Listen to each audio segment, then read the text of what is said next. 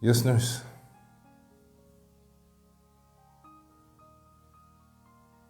Oh, you're not? Then who are you? Bisexual. Yeah, that's what I said.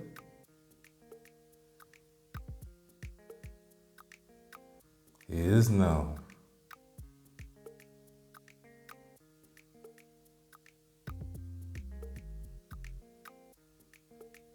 No, that's not what today's patient is about.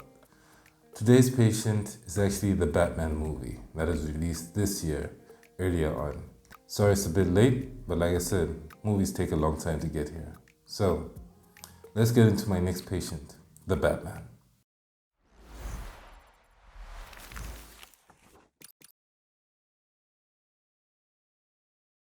Hey guys, it's me, the gaming Dr. Mada. And today's patient is The Batman, the movie that was released this year in 2022. But before I get ahead of myself, let's go into the history of this patient.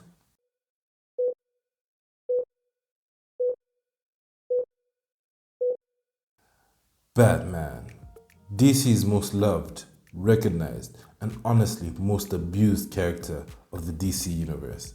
I mean, just Google the number of movies, both live action and animated, series, spin offs, the amount of sidekicks he has, people naming themselves after his bloody jet, games, and so much more. He is loved. The live action Batman movies, however, have had both their ups and their downs. My personal favorite being the Michael Keaton versions of the live action movies, followed closely by Christian Bale's iteration. But I won't lie, the most physically imposing version was Ben Affleck's Batman, who had my favorite fight scene in Batman vs Superman in that warehouse against all those villains. His tenure as Batman was a mixed one, but whether you loved him or hate him, he did the best with what he was given. He was then set to go work on another Batman movie called, well, The Batman. But I'm guessing due to the poor reception he got initially as Batman, he left the project. And who was up next for the mantle of Batman? Well, Robert Pattinson. And many people started freaking out like mad when they heard this news. Like, no, the guy from Twilight, no. But honestly, I've never seen the Twilight movies. In fact, my first introduction to Robert Pattinson was in the Harry Potter movies, followed immediately afterwards by his role in Good Times. That is honestly a great movie and you should watch it. Another movie of his you should also watch is probably the movie Lighthouse, which showed just how great of an actor Robert Pattinson could be. And I was really optimistic about this Batman movie. I was like, hey, he's a great actor, he could pull it off. So I held my judgment until later. Then the trailer dropped, and I found that I was mixed on it. His Batman looks, well, pretty decent. With his armor and cowl, he even seemed very dangerous and physically imposing in the fight scene they showed in the trailer. However, then they showed this.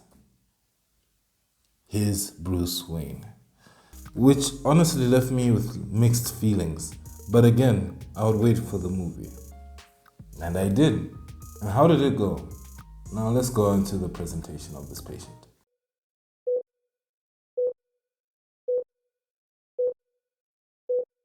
In this movie, the main synopsis is that the villain by the name of the Riddler has been targeting Gotham's political as well as influential people. During this time, a younger Batman has now established himself in the dark city of crime, also known as Gotham. However, the police are still skeptical about him, except for the one and only Commissioner Gordon, NANI?!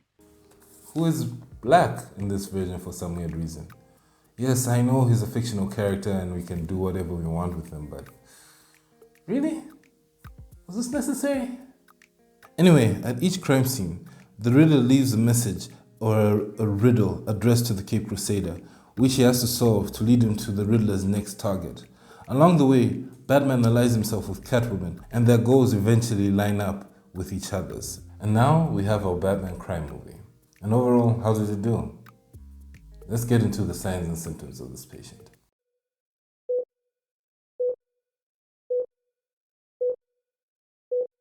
As usual, you know how I started with the characters. how do they all do? Let us start off with the main one, Batman. Robert Pattinson as Batman actually did pretty well. I honestly enjoyed his portrayal of it. He seemed like a dark, strong, menacing character. The only issue I had with him was his boots. He had a scene at the beginning of the movie where he was about to beat up those people in the trailer, but they could hear him from a mile away. But other than that, everyone respected this version of Batman in the city. Everyone was afraid of him, and anytime they saw a dark corner, the criminals usually thought twice about entering it after they've done something wrong. And I kind of found that pretty cool. He was very strong, very intimidating, and I felt that was a good way to portray the Batman. Then we have James Gordon, played by Jeffrey White, who also did pretty well for his character. It felt a little bit jarring seeing a different portrayal of Commissioner Gordon. I mean, especially since he's literally been a white guy with brown to red hair with like white side thingies. And this the main picture I've had of Commissioner Gordon since day one. So it was weird seeing this, but other than that, he did pretty well as Commissioner Gordon.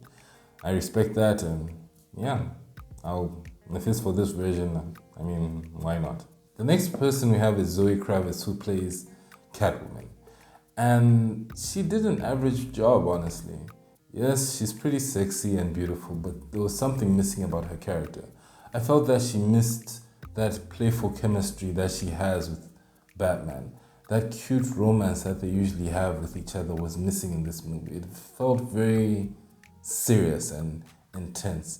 And I didn't find that she had that playful, cute charisma that is synonymous with the Catwoman character. And this kind of detracted her a little bit in her role overall for me. But other than that, she was pretty okay. Then we move on to Andy Serkis, who plays Alfred. And he was there, I can say that. He didn't really play much of a part in the main story overall. There is a plot piece he has, but if you didn't know Alfred like before this, you wouldn't care about him after you watch this movie.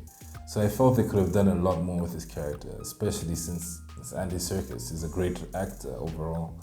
And yeah, that was also kind of disappointing. Now we move on to my favorite character, the Penguin, aka Oswald Cobblepot.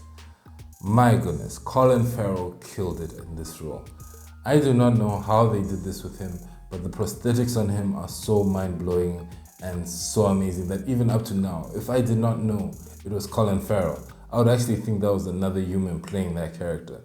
They did a great job with him, and I really loved him. He was honestly my favorite character in the movie.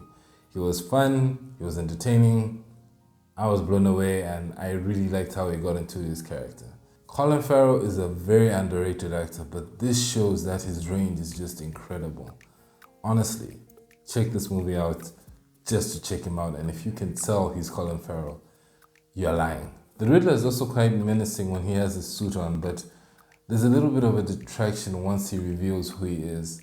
Doesn't seem like the same person, but yeah, he does a good job overall, and I can't really complain. I actually enjoyed it. Although I still do prefer the Batman animated series version of the Riddler, because no one can beat this version.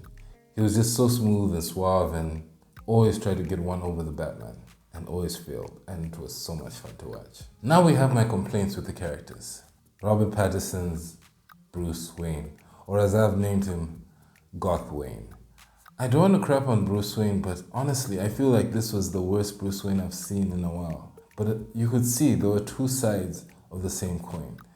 Bruce Wayne being the arrogant, charismatic, rich playboy that everyone thought he was. And then Batman, who's this selfless, vengeful, violent hero. You could never really connect it. Here you could. You could actually say, you know that rich billionaire Bruce Wayne guy? He seems kind of dark and he has the money to kind of, dress up as a bat. Maybe it's him. And you'd actually probably be very right in this. The idea of Bruce Wayne is that he's a character that Batman plays. Batman is Batman, but Bruce Wayne is his character. A person who he builds up to show the world so that he can never be suspected of being, Batman. Bruce Wayne is the false identity. Batman is the real him. And this one doesn't really do a good job of showing that. The cinematography in this movie is beautiful. They make Gotham seem like such a dark and scary place to live. Of course, there are a bit of like places of sunlight, but even that sunlight kind of makes it feel dingy and, off-putting. I really enjoyed that about that. They made Gotham feel alive and fearful. You could actually feel like you could get robbed in the next corner in this movie. Then we have the fight choreography, which honestly I loved quite a lot. You could see that each punch, kick, shot, whatever felt very impactful and dangerous. It felt like Batman could kick your butt. There was even a car chase scene that was amazing. It put me on the edge of my seat, and it's probably one of the best car chases I've ever seen in a movie for a very, very long time. The way the story is portrayed is also quite good. The crime aspect and everything shows us a more detective side of Batman, which they did pretty well. I still feel they could have done a bit more showing, him actually puzzling things together with Alfred and coming up with solutions in a very, very, knives out way. But still, I had a great time with it, and I hope they do more in the next movie. So, those are my signs and symptoms. Let's move on to the diagnosis of this movie.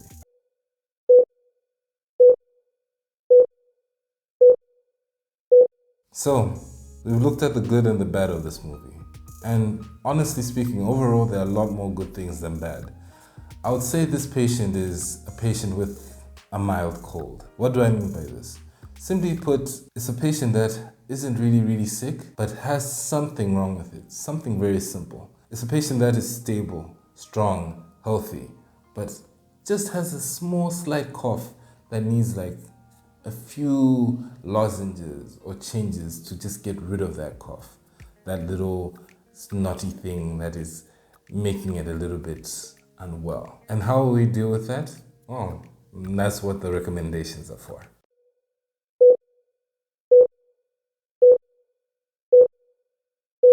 For my recommendations, I'll simply say that they need to fix Bruce Wayne. This is a very simple fix to make. They just need to fix him up, comb his hair, make him look like a person who's actually coming from a well-to-do family. Show him as an arrogant aristocrat. Show him as this egotistical playboy guy, but us knowing the truth, that this guy is a selfless hero, doing his best with whatever he can to make the Gotham a safer place for everyone, including himself and his friends and family and the people that will never know who this person is. Another change I would recommend is Alfred. They should make him more pivotal to the story. He's a very charismatic, very intelligent guy in the comics and other forms of media. Yes, he's there here and there, he helps him solve a few things, but you don't really feel worried or care much about Alfred, which is really strange. And I hope that when Catwoman does come back, she's much more playful, much more provocative. I know it's a weird thing to say, but you will understand what I mean if you know this character. She was missing that playful, cute attitude of hers. And I hope that if she does come back in the next movie, or whenever she does, they portray that a lot more. Anyway, that reaches the end of my videos. I just want to say thank you so much for always coming and checking me out, guys. I know I'm not very consistent, but it's not really easy by myself, but I'm really doing my best. Please comment below and always give me advice and always give me suggestions of what you would like me to review or talk about or anything like that. I'm always willing to give things a chance or share ideas with you all. Otherwise, guys, that's the end of this video. Please like, share, subscribe, comment, get involved and help me build my algorithm up a little bit. And yeah, I guess that's about it. So guys, till next time, on to the next patient.